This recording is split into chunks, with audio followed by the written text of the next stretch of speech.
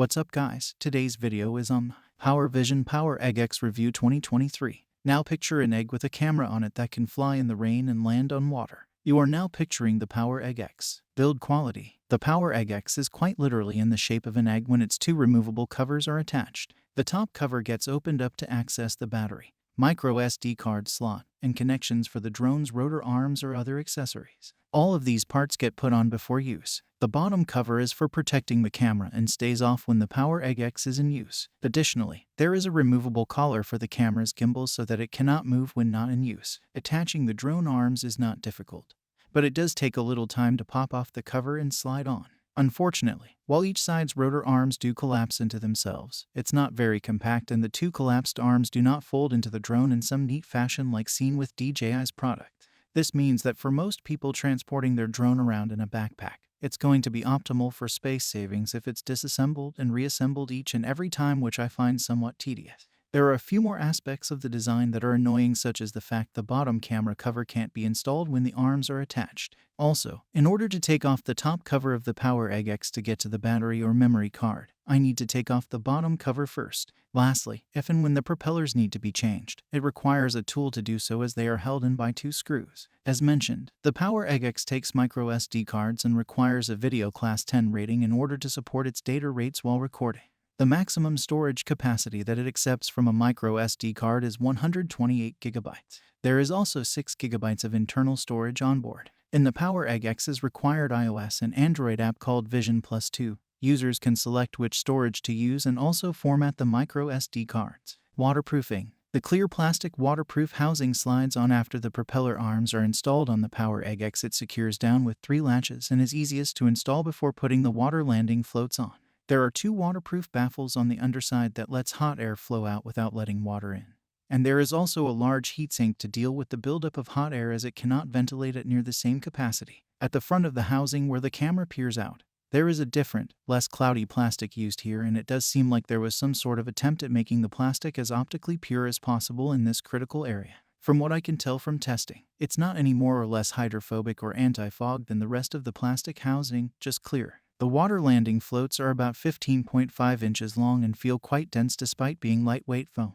The attachment is quite easy as the rotor arms landing gear slots perfectly into the float. After that, a hook and loop fastener attached to the float is wrapped around the arm to secure it in place. Between the housing and the floats, the whole process takes a couple of minutes to get on. That said, the benefits of that time spent can either be deliberate, like flying in the rain, or preventative, like emergency landings over water. One downside to the POWEREGG X when it comes to water landings is that if the drone comes down wrong, say it catches a wave and flips, it will be unable to right itself to fly away. So while the drone will probably be okay, it still requires that you physically retrieve it somehow. You don't necessarily want to land it far off into a lake just because you can, as you may just end up having to swim out there to pick it up. Controller. The controller is a smooth glossy white plastic that covers all of the areas that my hands touch. I find it to be conducive to hand sweat and would have liked there to be some more thought put into the handling. Another issue I have is with the smartphone mount. The stiff, double-hinge design makes it extremely awkward to pull out from the controller body, and the bottom jaw of the phone holder has no rubber whatsoever to softly come into contact with my phone.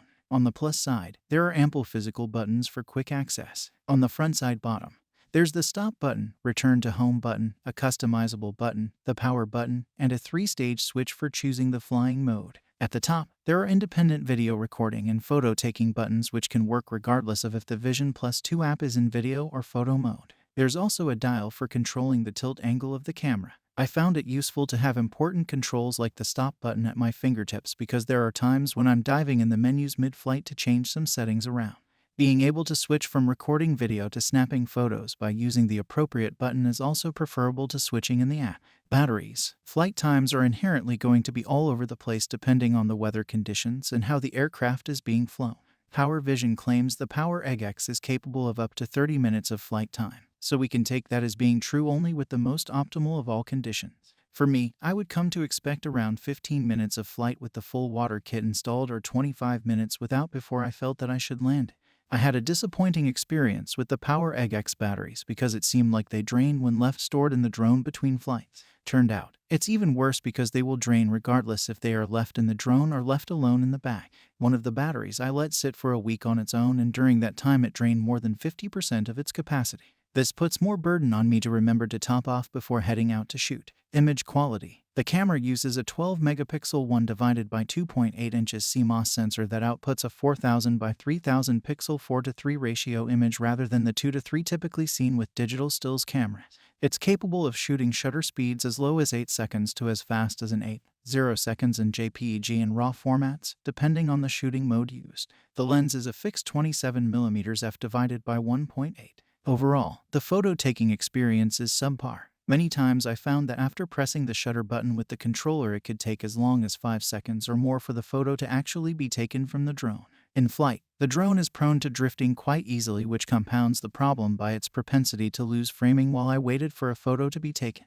The photos themselves are also not good. It genuinely feels like I'm looking at photos I shot with my BlackBerry Pearl phone back in 2007. Using the JPEGs is out of the question when shot with the POWEREGG X and is problematic since picture modes like HDR only output as JPEG. Adjustments to contrast and saturation can be made in the app, but I had no luck in getting pleasant results. Shooting stills in the RAW DNG format improves the quality slightly only by doing away with the wild processing straight out of the camera. It gives a softer image, which to me is preferable to the attempts of over-sharpening fuzzy picture.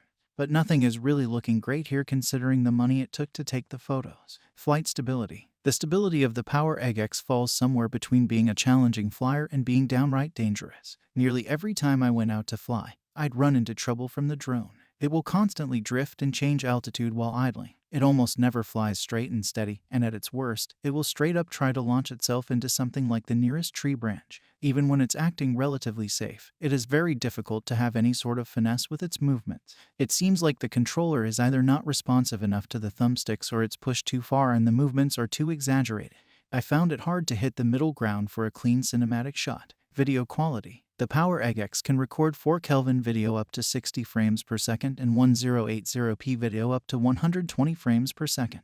PowerVision claims the maximum bitrate is 75 Mbps, yet the highest I was able to achieve was through 4K 60p pushing data at 62 Mbps. Files can be saved as H265 or H264. Unlike the photo side of things, there are no picture settings here to fine-tune the look. Much like the photo side, video quality generally does not look very good. Once in a while, things can look passable depending on the circumstances, but it's largely not going to be worth the price. The small sensor is not forgiving with ISO or dynamic range, and there are deeper problems with stuttering video and slowdowns. Further, the drone's gimbal seems to have trouble with keeping a level horizon. It can lean too far one way, and then before I know it, it's leaning the other way. More gimbal woes come from trying to track subjects, where it will often use a stepping pattern that jumps up and over to catch up rather than smooth diagonal maneuvers. Even though I was able to set the drone to record 120 frames per second in 1080p, there's no good reason anyone should ever do that. The video quality here makes it not worth the time to shoot it.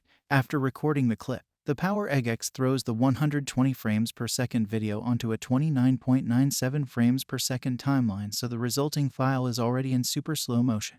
In the end, this is a 4 Mbps bitrate file, and it shows. I did not even touch on how the POWEREGG X can be used as a handheld camcorder, but really at this point it hardly makes a difference. The camera was honestly no fun at all to use because I'd go out knowing that anything I captured would essentially be used in this review and have no value to me thereafter. It's tough to fly, and the waterproofing is essentially a gimmick for anyone capturing photos or videos. Thanks for watching. If you liked the video, please hit the like button. If you want to see more videos, hit the subscribe button. And if you have something to say, please leave a comment.